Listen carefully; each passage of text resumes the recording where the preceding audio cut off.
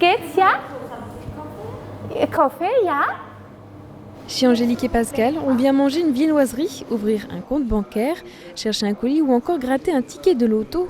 Et parfois encore, acheter un paquet de cigarettes.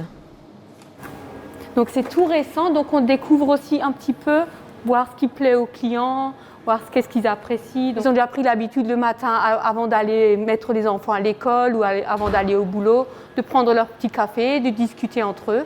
C'est aussi en fait un point de rencontre. Is goed zo, hè? En als je zei, doe een glazen heet. Ja, zo'n glazen, hopla, is goed. Buralistes depuis plusieurs générations à ces bars, Pascal et Angélique connaissent bien leur métier, mais ces dernières années n'ont pas été des plus faciles. On pénalisait du fait de la différence de prix qui existe entre l'Allemagne et la France, du fait des taxes françaises qui ne cessent d'augmenter. Et les paquets à 10 €, malheureusement, c'est le début de la mort des buralistes. Moi, je comprends le consommateur qui fume, il n'y a pas de cigarettes moins chères à l'autre côté, qui passe à fond pour aller travailler en Allemagne, donc autant qu'il achète un paquet là-bas. Alors qu'il y a une quinzaine d'années, le tabac représentait 60 à 80% de la vente, il ne représente aujourd'hui plus que 10 à 15%. Pour survivre, le buraliste a dû déménager près du supermarché et de l'école et développer de nouveaux services.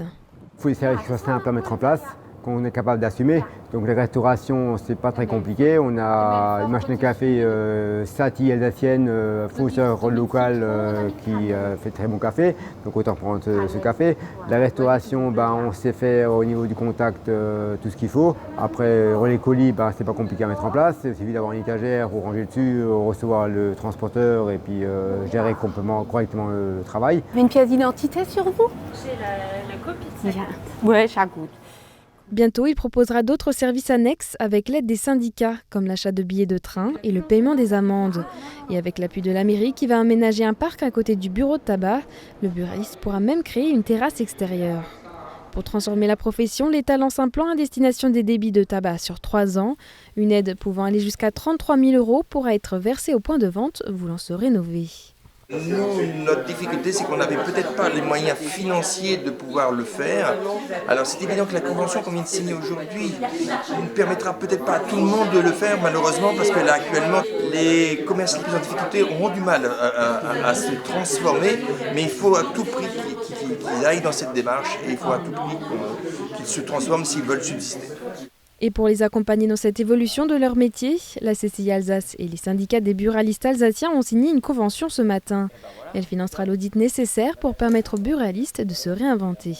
Notre partie à nous, c'est faire justement ce diagnostic pour voir, ce qui existe dans son environnement proche, ou n'existe pas d'ailleurs, 2, ce que les gens aimeraient ou n'aimeraient pas pouvoir trouver, et puis 3, ensuite l'accompagner à mettre en place, puisque bien évidemment quand il y a un changement, il y a des dépenses, il y a un investissement, il y a aussi un choix à faire.